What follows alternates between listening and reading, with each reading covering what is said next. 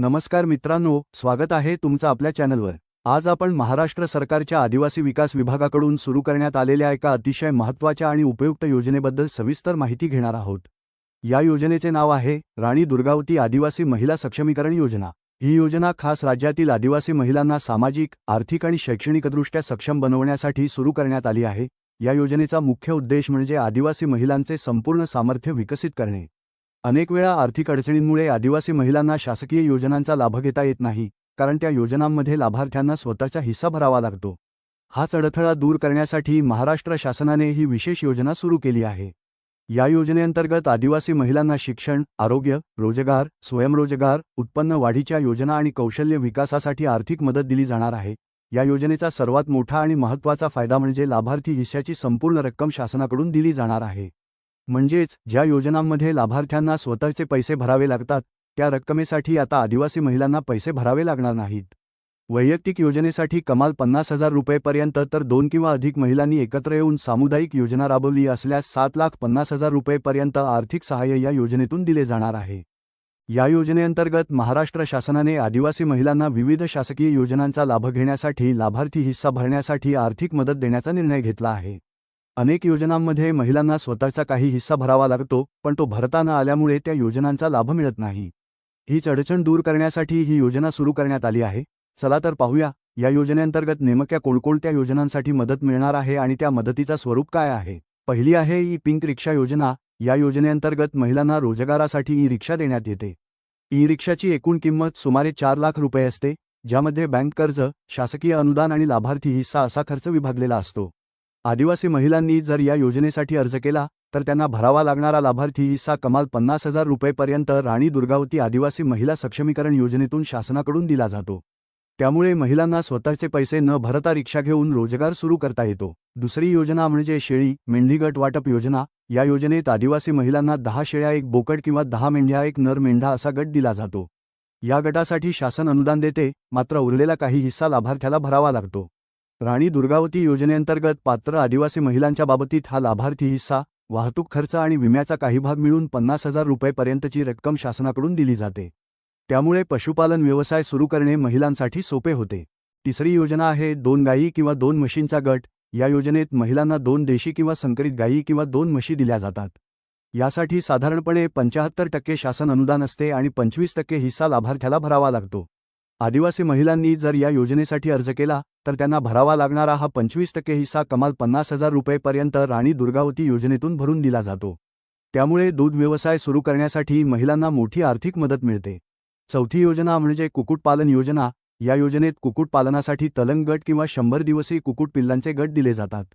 यामध्ये 50% शासन अनुदान आणि 50% लाभार्थी हिस्सा असतो। आदिवासी महिलांनी या योजनेसाठी अर्ज केल्यास लाभार्थी हिस्सा राणी दुर्गावती योजनेतून 50,000 रुपयेपर्यंत शासनाकडून दिला जातो।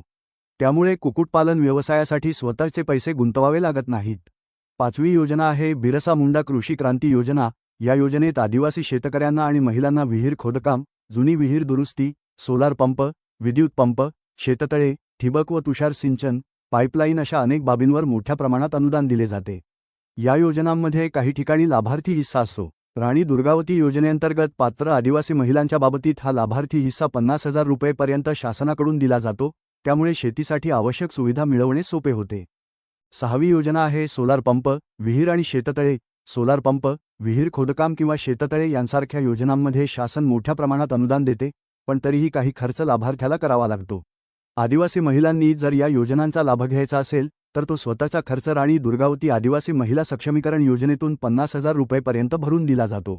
सातवी योजना म्हणजे मासेमारी साधनांवर अनुदान। भूजल व सागरी मत्स्य व्यवसायासाठी मासेमारी जाळी, बिनयांत्रिक नौका यांसारख्या साधनांवर शासन अनुदान देते, मात्र लाभार्थ्यांना काही हिस्सा भरावा लागतो।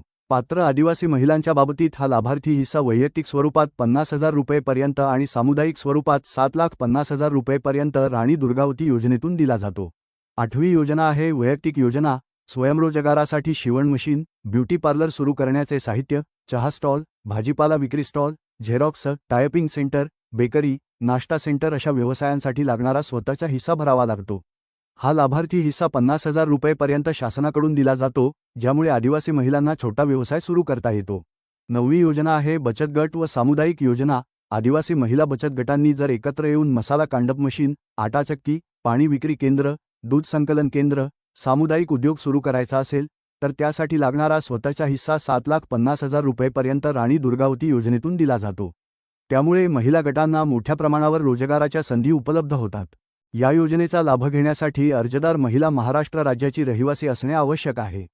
तसेच अर्जदार महिला ही अनुसूचित जमाती प्रवर्गातील आदिवासी महिला असावी. शासनाने ठरवलेल्या सर्व अटी व शर्ती अर्जदाराने पूर्ण करणे बंधनकारक आहे. या योजनेअंतर्गत आदिवासी महिलांना विविध शासकीय योजनांचा लाभ घेण्यासाठी लाभार्थी हिस्सा भरण्यासाठी आर्थिक मदत दिली जाते. त्यामुळे संबंधित मूळ योजना ज्या अटींवर आधारित आहेत त्या अटी पूर्ण करणेही आवश्यक आहे. याशिवाय शासनाच्या मार्गदर्शक सूचनांनुसार विधवा, परित्यक्ता, दिव्यांग, एकल महिला तसेच आर्थिकदृष्ट्या दुर्बल आदिवासी महिलांना प्राधान्याने लाभ देण्यात येणार आहे. पात्र महिला एकट्या स्वरूपात वैयक्तिक योजनेसाठी किंवा 2-3 महिलांनी एकत्र येऊन सामुदायिक योजनेसाठी देखील अर्ज करू शकतात. मात्र सर्व बाबतीत शासनाच्या अटी व नियमांचे पालन करणे आवश्यक राहील. मित्रांनो, राणी दुर्गावती आदिवासी महिला सक्षमीकरण योजनेसाठी अर्ज प्रक्रिया ही थेट ऑनलाईन नसून संबंधित शासकीय कार्यालयामार्फत केली जाते. पात्र आदिवासी महिलांनी आपल्या तालुका किंवा जिल्हा स्तरावरील आदिवासी विकास विभाग तसेच एकात्मिक आदिवासी विकास प्रकल्प कार्यालय येथे प्रत्यक्ष जाऊन संपर्क साधावा. तेथे उपलब्ध असलेल्या संबंधित अधिकाऱ्यांकडून योजनेबाबत सविस्तर माहिती, पात्रता अटी, आवश्यक कागदपत्रे आणि अर्जाची प्रक्रिया समजावून सांगितली जाते. अर्ज करताना संबंधित मूळ योजनेसाठी लागणारी कागदपत्रे जसे की जातीचा दाखला, रहिवासी प्रमाणपत्र, आधार कार्ड, बँक खाते तपशील इत्यादी सादर करावी लागतात. अर्जाची तपासणी व छाननी झाल्यानंतर पात्र महिलांना या योजनेअंतर्गत लाभार्थी हिस्साची आर्थिक मदत शासनामार्फत उपलब्ध करून दिली जाते. अधिक अचूक व अद्ययावत माहितीसाठी आपल्या तालुका किंवा जिल्हा कार्यालयाशी थेट संपर्क करणे अत्यंत महत्त्वाचे आहे. जर तुम्ही स्वतः आदिवासी महिला असाल किंवा तुमच्या कुटुंबात, नातेवाईकांमध्ये अथवा ओळखीतील कोणतीही आदिवासी महिला असेल तर राणी दुर्गावती आदिवासी महिला सक्षमीकरण योजना तिच्या आयुष्यात मोठा बदल घडवू शकते. आर्थिक अडचणीमुळे ज्या महिलांना आतापर्यंत शासकीय योजनांचा लाभ घेता आला नाही त्यांच्यासाठी ही योजना खऱ्या अर्थाने एक मोठी संधी आहे. म्हणूनच ही माहिती जास्तीत जास्त आदिवासी महिलांपर्यंत पोहोचवा. व्हिडिओ तुम्हाला उपयुक्त वाटला असेल तर लाईक नक्की करा. अशाच सरकारी योजना, अनुदान आणि महत्त्वाच्या अपडेट्ससाठी चॅनल सबस्क्राईब करा आणि ही माहिती तुमच्या मित्रपरिवारासोबत शेअर करा जेणेकरून गरजू महिलांपर्यंत ही योजना पोहोचेल. धन्यवाद.